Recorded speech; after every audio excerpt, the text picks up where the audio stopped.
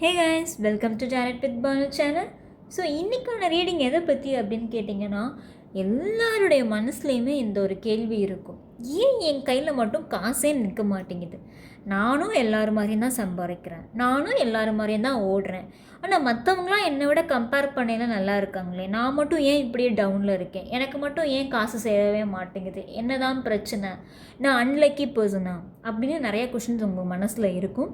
So அதுக்கான ஒரு reading தான் இன்றைக்கி. ஸோ இந்த ரீடிங்கில் ஒரு கிளாரிட்டி கிடைக்கும், நீங்கள் என்ன பண்ணலாம் அப்படிங்கிறது. ஸோ நீங்கள் என்ன பண்ணால் இந்த நிலைமை மாறும், உங்கள் கையில் காசு எப்போ நிற்கும் அப்படிங்கிற மாதிரி பார்க்கலாம். சரியா? ரீடிங்குள்ளே போகலாமா?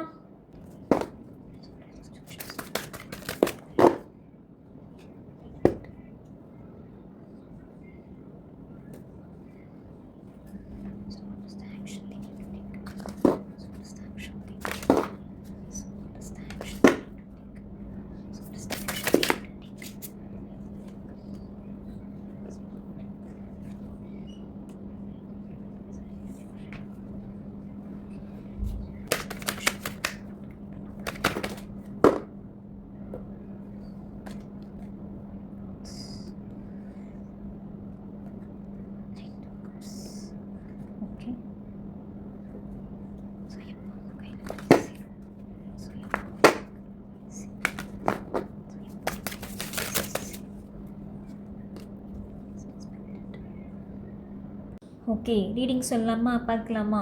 ஆக்சுவலாக இந்த வீடியோ பார்க்குறவங்க வந்து என்ன அப்படின்னா, ரொம்ப டயர்டில் இருக்கீங்க. டயர்டு அப்படின்னா ஃபிசிக்கலே கிடையாது, ரொம்ப மென்டலி ரொம்ப டயர்டில் இருக்கீங்க. ஏன்னா நீங்கள் வந்துட்டு ரொம்ப ஹார்ட் ஒர்க் பண்ணியிருப்பீங்க, நிறைய எஃபோர்ட் போட்டிருப்பீங்க. ஆனால் அந்த எஃபோர்ட்டுக்கான ஒரு ரிசல்ட் இருந்திருக்காது.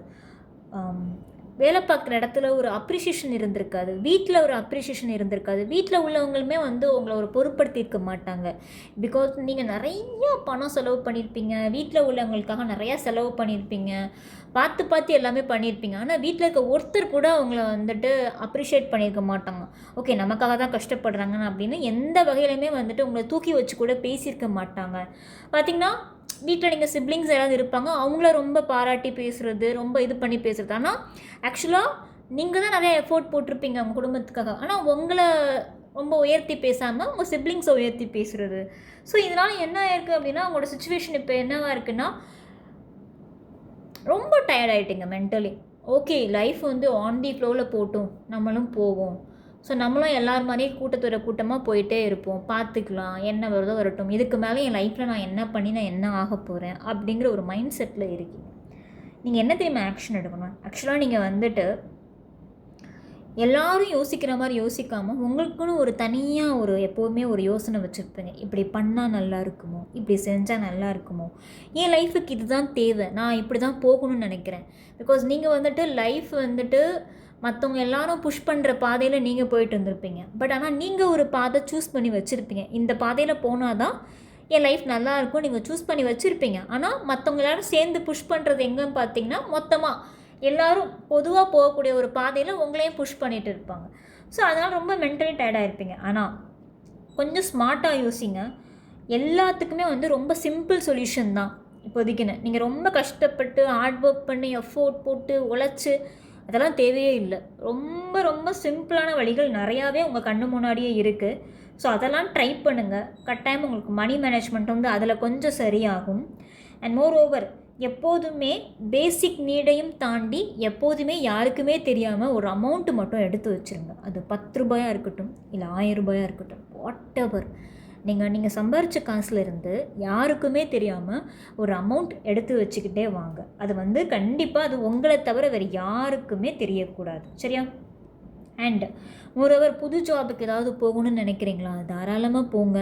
பிகாஸ் உங்கள் மனசுக்கு உங்கள் இன்ட்யூஷன் சொல்கிற எல்லா விஷயங்களுமே வந்து சரியாக தான் இருக்கும், சரியாக தான் இருக்குது. ஓகே, நீங்கள் வந்துட்டு இன்னொருத்தவங்க கீழே உழைக்கக்கூடிய ஒரு பர்சன் கிடையாது.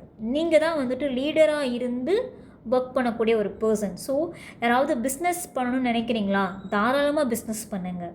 வேறு ஏதாவது ஜாபுக்கு போகணுன்னு நினைக்கிறீங்களா? கண்டிப்பாக போங்க.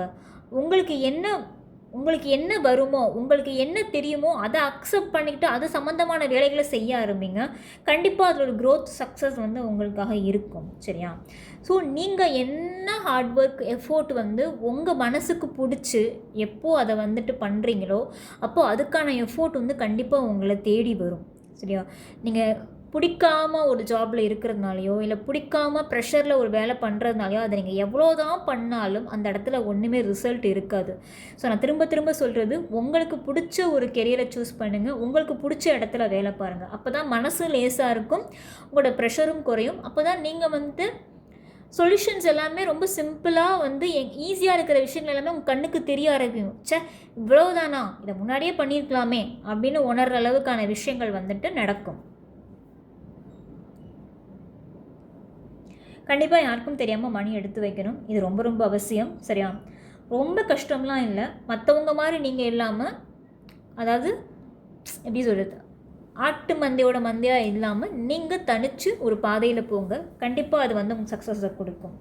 சரி, ஏன் என்கிட்ட மணி தங்கவே மாட்டேங்குது, ஏன் மணி என்கிட்ட இல்லவே இல்லை அப்படின்னு கேட்டிங்கன்னா, அது எப்போ மணியை எதிர்பார்த்து நீங்கள் ஓடாமல் மணி எனக்கு வரும், நான் செய்கிறத செஞ்சுட்டே இருப்பேன், நீங்கள் எப்போது ப்ரிப்பேர் ஆகுறீங்களோ அன்றைக்கி உங்கள் பின்னாடி வந்து மணி அப்படிங்கிறது சேர்ந்துக்கிட்டே வரும். ஓகே? கொஞ்சம் கூட அந்த மாதத்துக்கு தேவையான அந்த காசு அப்படிங்கிறது எனக்கு வரும், நான் ஹார்ட் ஒர்க் போட்டேன், நான் பண்ணிட்டேன், அதுக்கான காசு எனக்கு வரும் அப்படிங்கிற எப்போ அந்த பாசிட்டிவ் மைண்ட் செட்டுக்கு வரீங்களோ அன்றைக்கி வந்து மணி அப்படிங்கிறது உங்கள் கையில் தங்க ஆரம்பிக்கும். அண்ட் ரொம்ப அதிகமாக மணி தேவை, மணி தான் தேவை அப்படின்னு நினச்சி ஓடாதீங்க. நிஜமாகவே உங்கள் மனசுக்கு என்ன தேவை, நீங்கள் என்ன மாதிரியான வேலை பார்க்கணுன்னு ஆசைப்படுறீங்க அந்த வேலையை சூஸ் பண்ணுங்கள். கண்டிப்பாக மணி அப்படிங்கிறது உங்களை தேடி வரும், நீங்கள் மணியை தேடி போகணுங்கிற அவசியம் இல்லை. ஸோ இதுதான் இன்றைக்கான ரீடிங். கண்டிப்பாக உங்களுக்கு பிடிச்சிருக்குன்னு நான் நம்புகிறேன். இன்னும் இன்டெப்த்தாக வேறு ஏதாவது லைஃப்பில் பிரச்சனை, ப்ராப்ளம் ஷேர் பண்ண முடியல, யார்கிட்டையும் கன்ஃபியூஷனாக இருக்குது, முடிவெடுக்க முடியல, என்ன ஜாபு போடுறதுன்னு தெரியல, இந்த மாதிரி நிறையா உங்களுக்குள்ள பர்சனலாக சில பிரச்சனைகள் இருக்கும், பர்சனலாக சில கேள்விகள் இருக்கும். ஸோ அது சம்மந்தமாக வந்துட்டு உங்களுக்கு பர்சனல் ரீடிங் எடுத்து பார்க்கணும் அப்படின்னா டிஸ்பிளேல என் கான்டாக்ட் நம்பர் இருக்குது, பர்சனல் ரீடிங் எடுத்து பாருங்கள், ஒரு கிளாரிட்டிஸ் கிடைக்கும். சரியா? டாடா பாப்பா, நான் உங்களை அடுத்த ரீடிங்கில் சந்திக்கிறேன்.